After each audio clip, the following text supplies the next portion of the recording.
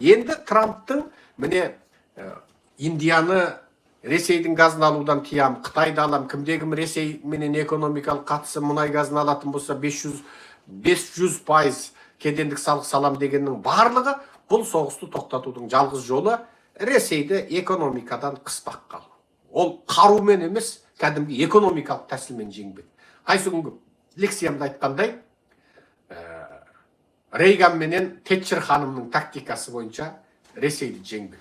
Сондықтан енді алдағы Будапешт келісімінде Путин егер Трампты лақтыратын болса, Путин тағы да сиыр құйымшақтатып, сөз бұйдаға салып, ешқандай нақтылы келісімге келмейтін болса, онда сөздің шыны Трамптың өзіне де қиын болғалы тұр. Қазірдің өзінде мысалы миллиондаған адам бүкіл жер бетінде Трампқа қарсы ереуіл жүргізіп жатыр. Мен кеше бір лекция сөйлеп каналға салдым, көрдіңіздер ма, көрмедіңіздер ма? Трампқа қарсы бүкіл Америкадағы ереуіл дегеніңіз енді сұмдық. Америкада Трампқа қарсы No Kings деген ереуіл болып жатыр. Бұл демократиялық елдің халқының ата заңда көрсетілген құқы. Яғни олар ұқсамаған саяси көзқарасын көрсетуге құқылы. Және журналистер бүкіл телеарналарда, медиаларда бұл ереуіл туралы толық ақпарат. Американың халқы конституцияда көрсеткен өздерінің заңдарын, құқыларын пайдаланып, міне ереуілге шығып жатыр. Біреуін соттаған жоқ. Журналистер сақылдатып, Трампты жерден алып, жерге салып, 77 атасын жездей қақтап, отырса опақ, тұрса сопақ қылып, CNN-іңде, BBC-іңде жазып жатыр, айтып жатыр. Ана ереуілшілерің деген енді Трампты ұстап алса тура шашлық қып жейтіндей болып отыр. Демократия.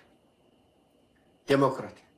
Көрдіңіздер ме? Адамдардың өз ойын айтуға құқы бар. Ал Қазақстан өкіметі Алматы қалалық әкімшіліктің алдына шыққан, алаңға шыққан. Күйеуі Қазақстанның толыққанды азаматы, тіркеуін өшірген, бүкіл артын тазалаған, құжаты тастай, нотариалды түрде Қазақстанның азаматтығын алған Әлімнұр Тұрғанбайды Қытай заңсыз қамап ұстап отырғанда, оның әйелі, бір тал әйел, күйеуіме бостандық деп алаңға шықса, ана жерде бірдеңке 100 қарулы күзет, форма киген Түгенбай еркек, форма кимеген бәленбай жалақшы шпион киембі, Аптозақ, аузы мұрнын маскамен бейтіп алған қазақтар үрейленіп. Қолында темірдің сынығы жоқ, бір әйелден шошып отыр. Ал Американың халқы миллиондап, Американың ірі қаласында ашық ереуілге шығып жатыр. Бізге патшалар керек жоқ дейді. No Kings дейді. Бұл жерде Kings көпше жалғау болып тұр. Бізге патшалар керек жоқ дейді.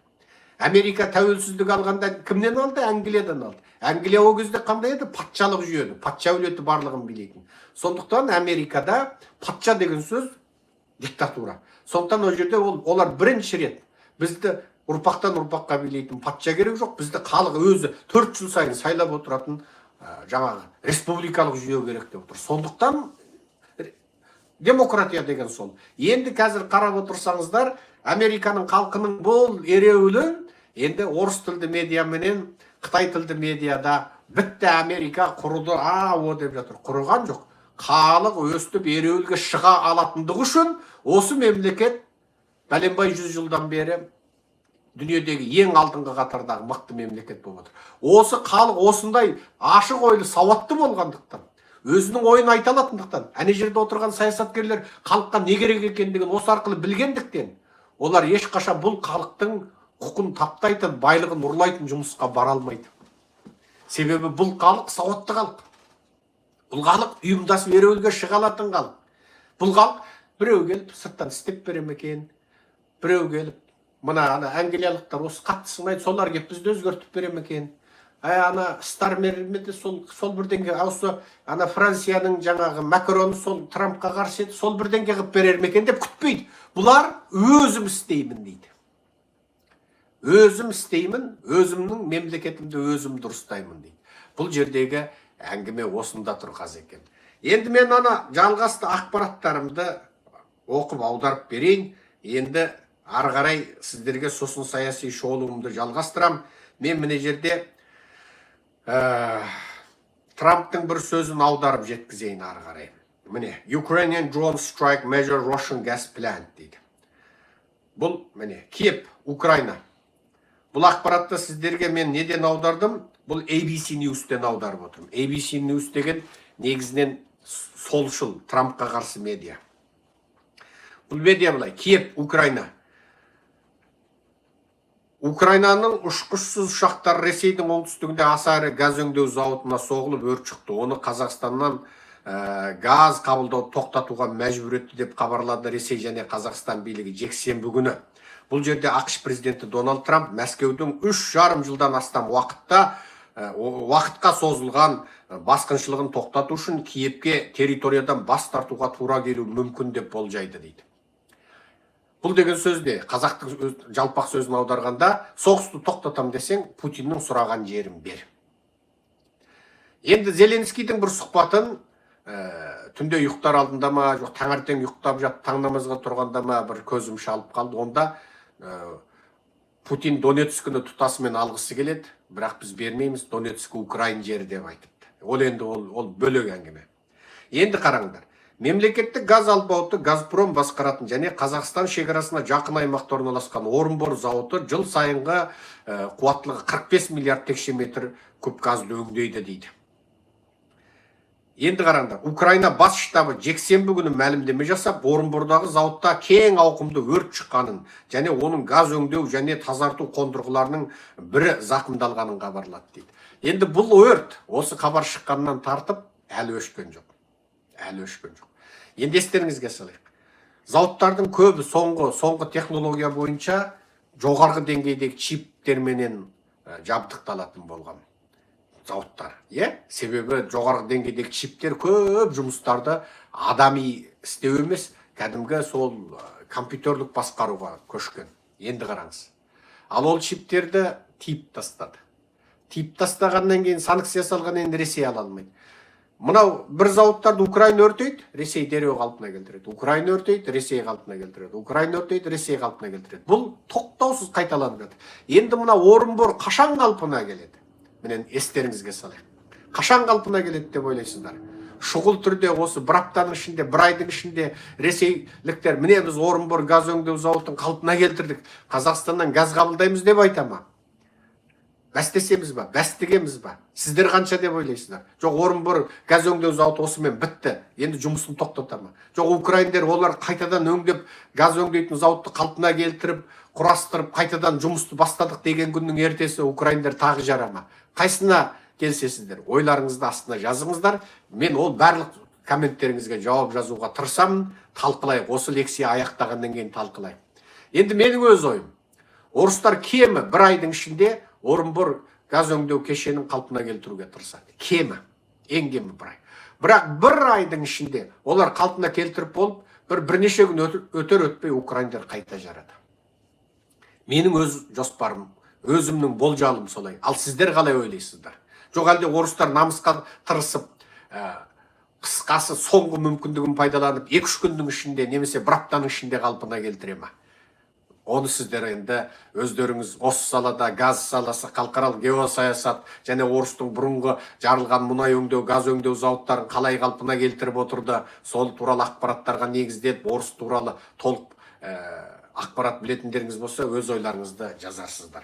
Енді бұл қызық болды, сөздің шыны. Мен сөздің шыны өзім қуанып отырмын енді.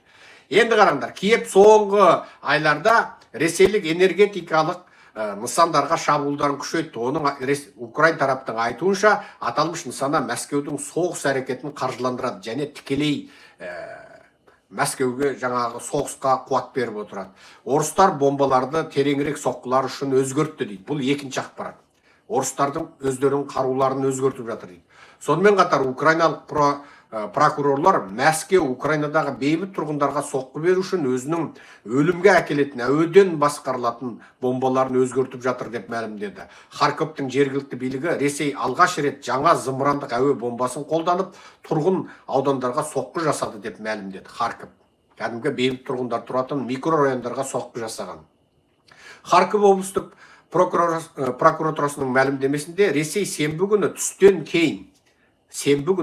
кейін Лазова қаласына шабуылда 130 шақырымға дейін ұша алатын UMPB-5R деп аталатын қаруды қолданғанын айтты. Қала Харьковтың оңтүстігіне қарай 150 шақырым жерде орналасқан. Бұл қарудың күші үшін айтарлықтай қашықтық. 150 шақырым жерге ұшатын бомба орыстар жасапты. Ресей Украинаның басқа бөліктеріне Майдан шебіне жақынырақ соққы беруді жалғастырады. Днепропетровск облысында ресейлік ұшқыш ұшақтар Шахтерск ауданына соқтығып, кем дегенде 11 адам жапа шекті. Кем дегенде 14 5 қабатты үйменен дүкен зақымдалды деп хабарлайды облыс губернаторының міндетін атқарушы Владислав Хайванеко. Аты қызық екен, Хайванеко. Жарайды, бола көрсін. Украинаның бас штабы сонымен қатар Орынбор маңындағы Самара облысындағы ресейдің Новокуйбышевск мұнай өңдеу зауытына жеке дрондық соққылар беріп, бұның арты өртке жалғасты дейді. Оның негізгі мұнай өңдеу бөлімшелеріне зақым келгендігін жариялады дейді. Новокуйбышевск. Ресейдің аса ірі Роснефть компаниясы басқаратын Новокуйбышевск нысанында жылдық қуаттылығы 4,9 миллион тонна және мұнай негізіндегі өнімдердің 20-дан астам түрін шығарады. 4,9 миллион тонна Новокуйбышевск. Енді мен тілім келмеді ғой деймін. Новокуйбышевск. Новокуйбышевск екен.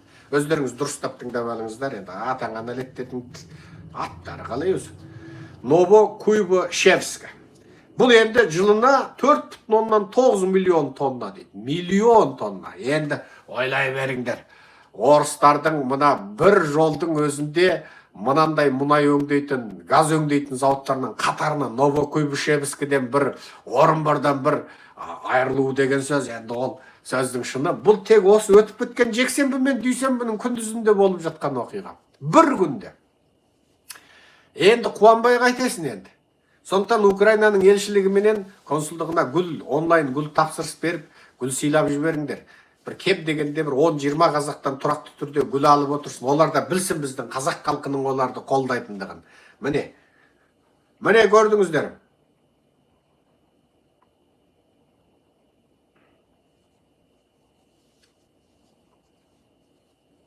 Ресей қорғаныс министрлігі жексенбі күні таңғы мәлімдемеде әуе шабуылына қарсы қорғаныс күштері түнде Украинаның 45 дронын атып түсіргенін, оның ішінде 12-сі Самара облысы, біреуі Орынбор облысы және 11-і көршілес Самара қаласы бойынша Саратов облысының үстінде атып түсірілгенін хабарлады. Өз кезегінде Украинаның әуе күштері жексенбіде Ресей түнде Украина аумағына 62 дрон ұшырғанын хабарлады. Олардың 40-ы атып түсірілген, немесе электронды кептеліске байланысты бағытынан шығып кеткен деп жариялады. Трамп Украина бейбітшілік үшін жерінен бас тартуы мүмкін деп айтады. Трамп Мәскеудің агрессиясын тоқтату үшін Украинаны Ресей басып алған жерлерді қайтарып алудан бас тартуға мәжбүрлеу бағытында шегініс жасаған сияқты дейді. Бұл енді Трампқа қарсы медиалардың аудармасы. Жаңағы, мен енді тағы басқа бір-екі ақпаратты аударып берейін. Trump says Ukraine's Donbas region will have to be cut up in the Russian invasion дейді. Трамп Ресейдің басып кіруін тоқтату үшін Украинаның Донбас аймағын қиып тастау керек екенін айтты дейді. Яғни кесіп бер дейді. Бұл енді соғыс тоқтау үшін Украина жерден бас тарту керек дейді. Мен енді осыдан бұл соғыс қалай аяқтауы мүмкін дегенде осыдан 2 жыл бұрын ба, әлде 3 жыл бұрын ба айтқан лекцияларымда бар еді. Оңтүстік Корей, Солтүстік Корей моделі қалыптасуы мүмкін деген. Не? Мысалы, Корея бір тұтас мемлекет еді. Корея. 50-ші жылдардан бұрын, алдыңғы ғасырда. Не, оның өзіне міне 80 жыл болыпты, міне қарасаңыздар.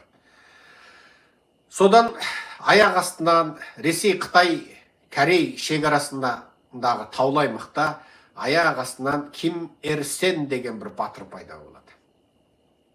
Ол Ким Ир Сен деген батыр сол заманда 80 немесе 100 жастан асып кететін батыр болу керек. Себебі ол аңыз өте ұрпақтан ұрпаққа жалғасқан батыр мысалы. Ол енді өтіп бітті. Бірақ сол Ким Ир Сен Жапонға қарсы Корей кезінде соғысып жүрген Ким Ир Сен 50-ші жылдар қайтадан біреу мен Ким Ир Сен деген мемін деп шығады. Мемін Ким Ир Сен деген деп шығады. Сөйтіп Орыстан қару алады, Қытайдан әскер алады. Қытай 1 миллионнан артық әскерді жібереді. Айтпақшы, Қытайдың әскері бұдан көп болуы мүмкін. Корей түбегінде өлген Қытай 1 миллион болады, естеріңізге салайық. Содан әлгі жерде соғыс болады. Корей мемлекеті өзінің жеріндегі соғыста өздері аяқ астынан пайда болған, аяқ астынан осыншалық қуатты деңгейдегі бандиттік қарулы көтеріліске өздері төтеп бере алмайды. Жаңа Ким Ир Сеннің күштілігі соншалық, Орыс пен Қытайдың әскері бар құрамында, Орыстың қаруы бар. Тіккеден тіке Корейдің біраз оңтүстігіндегі Жапон жақ шекараға дейін төбектің біразын алып қояды. Содан Америка көмекке келеді, Біріккен Ұлттар ұйымы көмекке келеді. Түркияның әскері де келеді. Біраз түріктер сол кезде Корей түбегінде өледі. Сөйтіп, Американың көмегіменен бұл соғыс Корей түбегінің ортасына қарай, қазіргі шекараға жақын аумақта тоқтайды. Ары қарай соғысты жалғастыра берсе, болатын еді. Бірақ Сталин де қатаң тұрады, Мао Цзедун да қатаң тұрады. Мао Цзедун енді ана жерде өліп жатқан әскеріне қарамайды өлді. Тіпті ана аққар көк мұз құрсанып жатқан Корей түбегіне, ана оңтүстікте Кантонда елдер әлі жейдемен жүрген әскерді сол жейдесімен екеп аққар көк мұзға салып жүреді ғой. Қытайдың біраз әскері үсіп өледі суықта. Біраз әскері суықта үсіп өледі. Тіпті соларға қалың киім бермей, сол оңтүстіктен пойыздан айдағаннан айдап отырып, Корейдің шекарасына ол кезде ана пойызды да сол Корейге қарай жалғайды да, сол жейде киген жұқа киімдегі Қытай әскері соғысқа қолына пулемет беріп салып береді. Олар жаңағы Мао Цзедун үшін, отан үшін деп ұмтылады. Американың әскері қырады, сол соғыста Мао Цзедунның ұлы да өледі. Мао Цзедунның ұлы да өледі. Сөйтіп ең соңында Америка соғысты жалғастырудан жалығады. Неге? Шығын көп. Еуропада жалығады, НАТОда жалығады. Неге? Шығын көп. Ана жақтан Орыс бұл соғыстың одан арман ушыққанын қалап отыр. Қытайдың ушыққанын қалап отыр. Сонымен Америкаға айтады, болды осы арада соғысты тоқтатайық дейді. Негізі Америка сол кездегі Американың әскери саласы жеңіп тұрған болатын. Жеңіп, ары қарай бұл соғысты жалғап жібереміз деп тұрған. Сол кезде Тайванда тығылып жатқан Қытайдың бұрынғы Қытай республикасы, Қытай халық республикасы емес, коммунистер емес, Қытай республикасы Тайвандағы. Солар айтады, бұл соғысты Пекинге дейін жалғап, біз Қытайды аламыз дейді. Бірақ Америка коммунистік, социалистік лагерменен, Шығыс Еуропадағы социалистік лагер бар, Югославия бар, Чехословакия бар, қазіргі Венгерия бар, Румыния бар, Польша бар. Оның барлығы социалистік режим болып, Орыстың қуыршақ мемлекеті болып отыр. Енді сол бүкіл социалистік мемлекеттер бірігіп, Америка мен Шығыс Азияда соғысып, енді ол соғыстың арты Шығыс Еуропадағы социалистік лагер, яғни Варшава шарт ұйымының Еуропаға қарай шабуылдауы болып, ана жақтан Куба шығып ию-құйы бола деді, Америка болып тоқтасақ тоқтайық дейді. Сөйтіп, 38-ші параллельде соғысты жеңіп тұрған Америка соғысты тоқтатады. Жеңіп тұрып соғысты тоқтатады. Американың әскери саласы қатты наразы болады. Әскерилер қатты наразы болады. Себебі Қытайдың қаруда, Қытайдың әскерде, Орыстың қаруда әскерде ол кезде Америка қару жарағының алдында ештеңке болмай қалып еді. Бірақ шегінде шегін, ойбайда ойбай деп жүріп, сөйтіп шегінеді. Және бірі бұл соғысты тоқтатуға Америкадағы демократтар, ана бүйрегі коммунизмге, социализмге бұратындар, ойбай деп жандары шығады. Себебі не? Ана жерде коммунистер өліп жатыр ғой. Ойбай да ойбай деп ол сөйтіп қысқасы мына бүйрегі глобалистік, социалистік, коммунистік, фундаменталистік, радикалистік, секталық мына режимге бүйрегі бұратындар соғысты тоқтатады сөйтіп. Енді мен бір айтқаным, Трамптың қазіргі айтып отырғаны, Орыс алған жерінде қалсын, Украина алған жерінде қалсын деген сөз. Ал енді Путиннің талабы ол тіпті артық. Себебі Путин жаңа түйе сұрасам тай береді деген әңгімені айтып отыр. Міне көрдіңіз ба? Ол түйе сұрап отыр. Ол тұтасымен Донецк, Донбасс, Луганскідан ана әзіргі өзі ресми әскері тұрған жерменен ана әлі жаулап алмаған. Бірақ бұрынғы Донецк облысы, бұрынғы Луганск облысының тұтас территориясын алам дейді. Ана өзі тұрған жер емес. Сондықтан Трамп одан бір қадам шегініп, осы кім қазір қай жерді меңгеріп отыр, сол жерін ұстап қалыңдар, қалған тимеңдер, сосын екеуіңді екі жаққа қайт, мен жеңдім деңдер дейді. Трамптың бұл мен жеңдім деген сөзі Зеленскийді де пісіп отыр.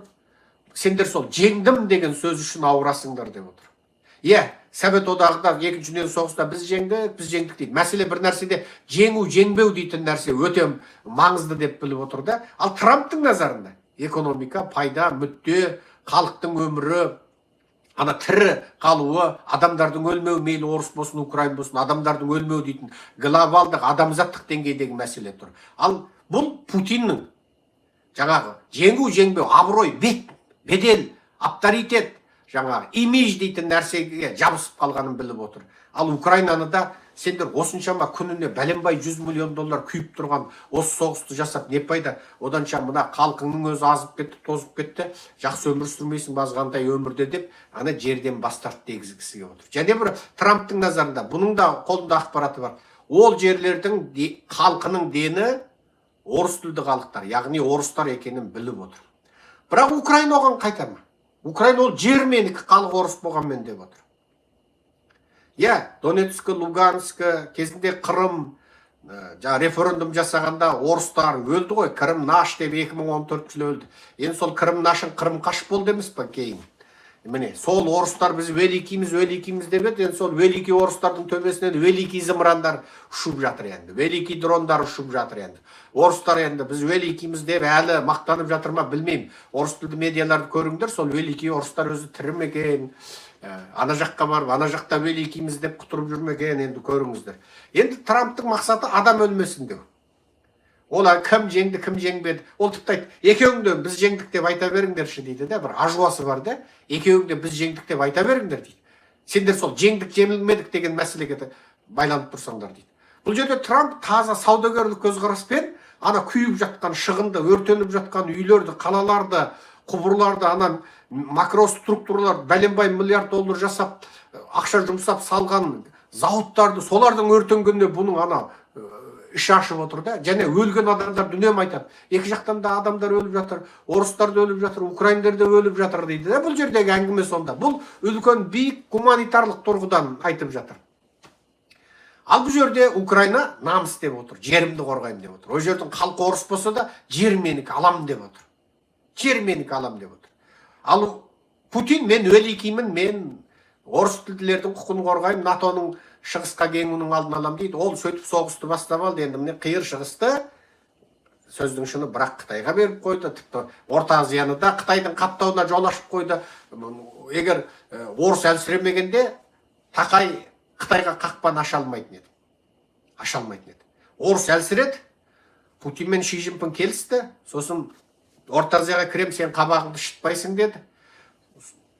Онда менде орысымды кіргізден, сенде Қытайыңды кіргізден, мына жақтан Тақай екеуіңе айтсаң болды ғой, мен бәріне мақұлмын деп Тақай отырды. Бұл жердегі әңгіме сол. Аталмыш соғыстан қашқан орыстардың 5 миллион орыстың Қазақстанға кіруі, аталмыш Қытайды визасыз кіргізту, бұның барлығы сол әңгіме. Бұл жерде сол әңгіме. Ана жерде Путин мен Ши Цзиньпин отырып келісті, мына жақта Тақай отырып екеуінің бір оң қолымен Путиннің, сол қолымен Ши Цзиньпиннің бәтіңкесін сүртіп отырып, тілімен жалап отырып, сүртіп отырып, Тақай, сіздер айтсаңыздар болды ғой, маған бәрібір деп қол қоя салды. Бұл жердегі әңгіме сонда. Енді Зеленский Будапешт келісімінен кейін не шешеді? Бұл жердегі шахматтың ойыны Зеленскийге және Украина халқына пайдалы бағытқа бара жатыр. Неге? Будапешттегі келісімде Путиннің адамдары әрине абсолютті түрде қатаң тұрады. Ол орыстардың ежелгі стилі қатаң тұрады. Ал орыстар қатаң тұрған сайын Трамп ыңғайсыз жағдайға түседі. Енді Трампта томагавкты Украинаға бермеуге шара қалмайды. Мен кеше бір посттар салдым. Германия 350 миллион доллар ақшаны алыстан шабуылдау қоры дейтін қорға аударыпты Украинаға. Оған тағы Еуропадағы бәленбай ел, бәленбай түген миллион ақша аударыпты. Бұл алыстан шабуылдау дегенде жұрттар айтады, сол томагавкты сатып алуға құрылған қоры дейді. Ол келісім қалай еді? Америка қару береді, Еуропа ақша береді. Еуропа сатып алып Украинаға береді. Америка сатарман, Еуропа аларман, Ал Еуропа сатып алып, сосын Украинаға береді деген. Енді бұл томағаук енді бейресми дерек көздері, бірақ оқиғаның бәрін тіпті 1-2 ай бұрын айтып отыратын X платформасы мен YouTube'дегі кейбір әскери сарапшылар қазірдің өзінде 50 дона томағаук Польшаға жетіп үлгерді дейді. Бірақ олар Украинаға қашан барады, Украина ресми қашан қолданады, ол белгісіз дейді. Тура осы дуалауыздардың айтуында Украинаның зымыран мамандары қазір Аризона штатында, Америкада томағауқты жасайтын зауыттардың цехтарын зерттеп танысып жатыр дейді.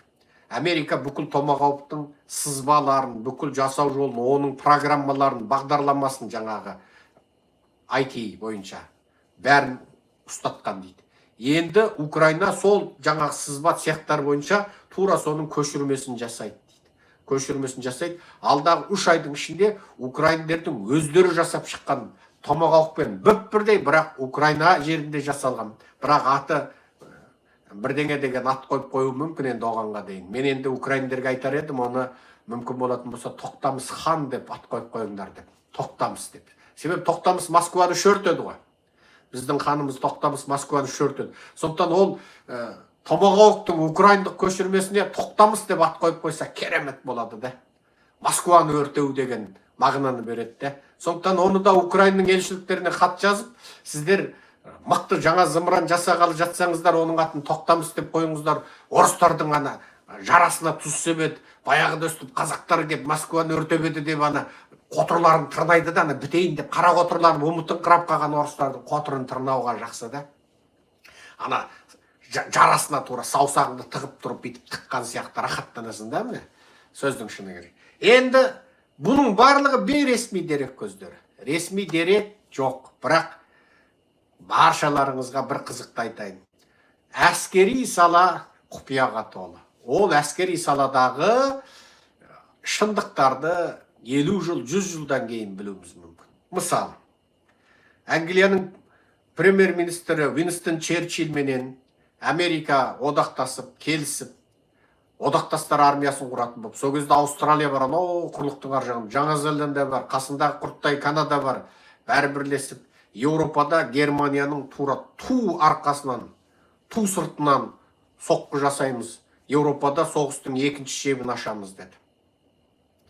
Ол екінші шепті қалай ашады? Англиядан құрлыққа шыға ма? Норвегиядан құрлыққа шыға ма?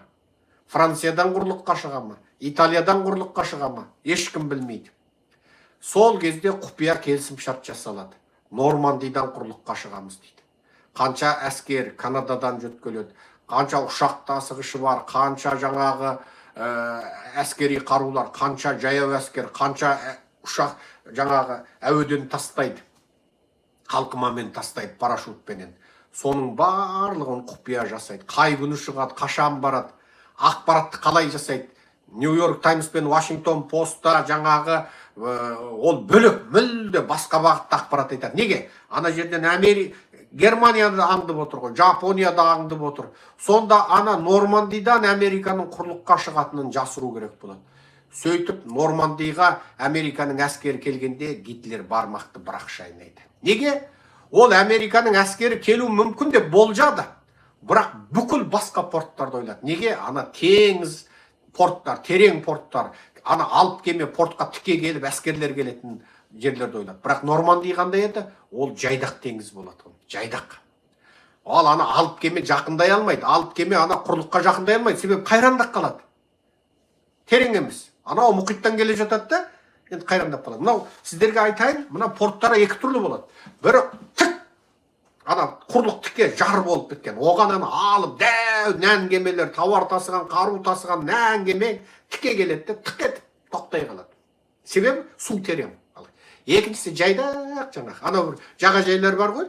Ана 100 метр, 200 метр жүрсең де беліңнен қана су болып тұратын жағажайлар бар. Ондай жағажайлар маған ұнайды, себебі қорықпай малтайсың да. Енді бір жағажайлар бар.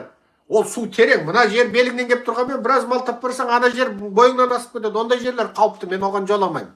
Мен ана жайдақ жағажайларды жақсы көремін, себебі қорықпай малтайсың да жаңағы. Мысалы. Мен ана Каспийде шомылып 15 жылы қасымда жолдастарым айтты, абайлаңдар, мен Иранға кетіп қалып жүрмейін деп қоятынмын енді. Өзім малтағанда да көп малтай алмаймын енді. Бірақ сонда айтып қойып, жолдастарым шексілесі қатып күлетін. Абайлаңдар, мен Иранға кетіп қалмайын деймін енді. Иран мен Каспий арқылы бүйтіп қарама-қарсы тұрмыз ғой. Сөйтетіміз. Енді жаңағы Нормандийді Гитлер ойлаған жоқ. Нормандийдан құрлыққа шығу деген, былайша айтқанда, ақымақтық. Ана кеме тасыған, қару тасыған кемен анау алыста тұрады. Енді ол танкыңды қайдан әкелесің,